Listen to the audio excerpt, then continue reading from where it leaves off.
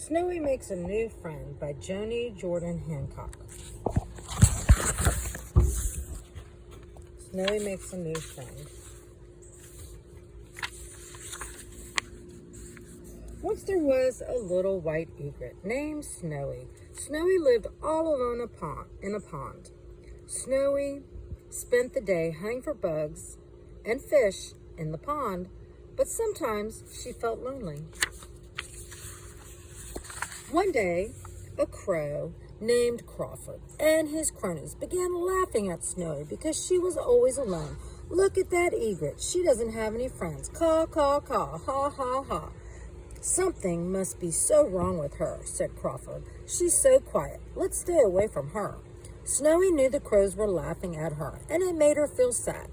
"I wish I had some friends to hang out with too," she said to herself, "but I am too shy, and I don't know what to say." Sometimes Snowy would talk to Old Man Woodstork when he came for a visit. "I will ask Old Man Woodstork his advice the next time he flies by." The next Saturday, Old Man Woodstork flew by to check in with Snowy.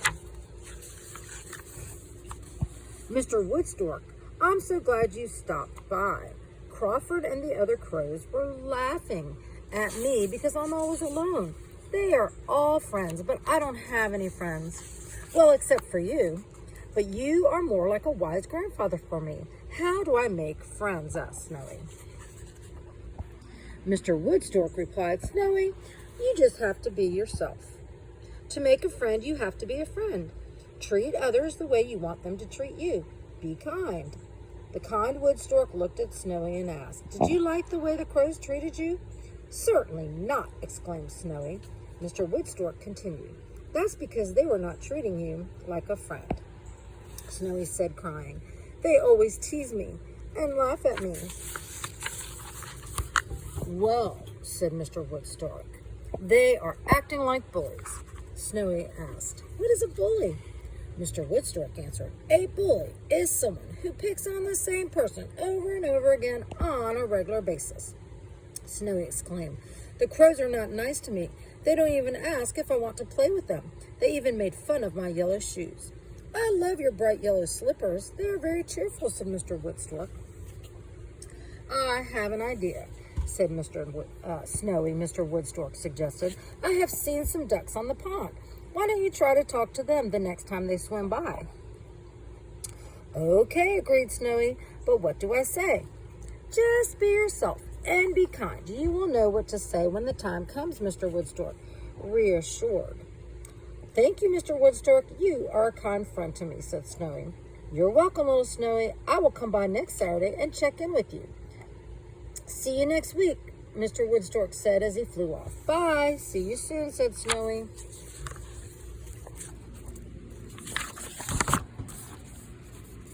That night, Snowy went to sleep thinking about making new friends.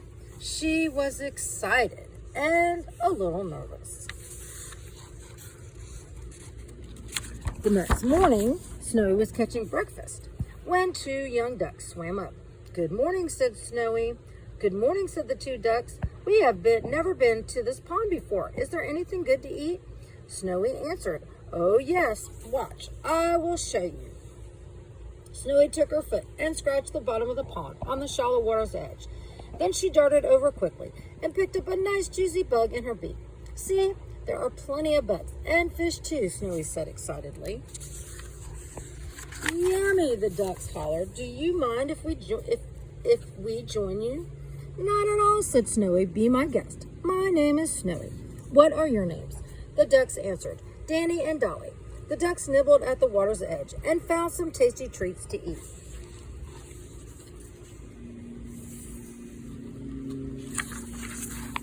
Some other mallard ducks were swimming nearby, and they saw Danny and Dolly eating with the egret. "Hey," shouted Molly and the other male duck, "who is this pretty creature with you, with fancy yellow shoes?"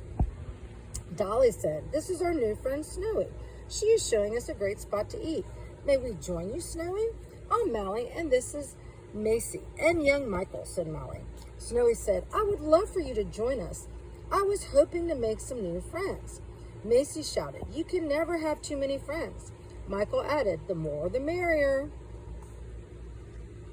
Mally said, we should introduce you to the Muscovy ducks. They are a hoot. Yes, agreed Macy. They sit on the fence, and they always wag their tails, said Michael. They are silly ducks, Mally said, laughing. Just at that moment, they heard someone calling out, Doodle, Doodle, where did you go? It was Dixie, one of the very ducks Mally was talking about. I hear Dixie, but I don't see her, pondered Macy aloud. She's up there, exclaimed Michael. The whole group looked up, and lo, behold, they saw Dixie walking up the roof to the very top of the house.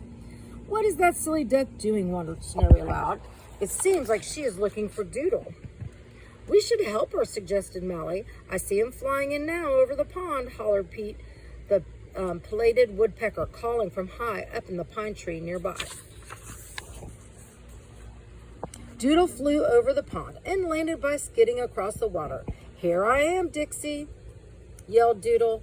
He then swam to the side of the pond and flew up to the fence. What are you doing up on the roof, Dixie? Come down here with us. Dixie answered, I was looking for you. She flew down and started to make her way over to the others. They all laughed and played and ate bugs the rest of the afternoon. Snowy was so happy that she took Mr. Woodstock's advice and spoke to the ducks. Now she had new friends at the pond, and she wouldn't have to be lonely anymore. She couldn't wait to tell Mr. Woodstock that she had many new friends. Snowy said to herself, you can never have too many friends. Mr. Woodstock was right. To have a friend, you have to be a friend. Be kind. You just need to be yourself and treat others the way you want them to be treated. Snowy smiled and thought, and tomorrow maybe I will make even more friends. And there is the last pictures of Snowy.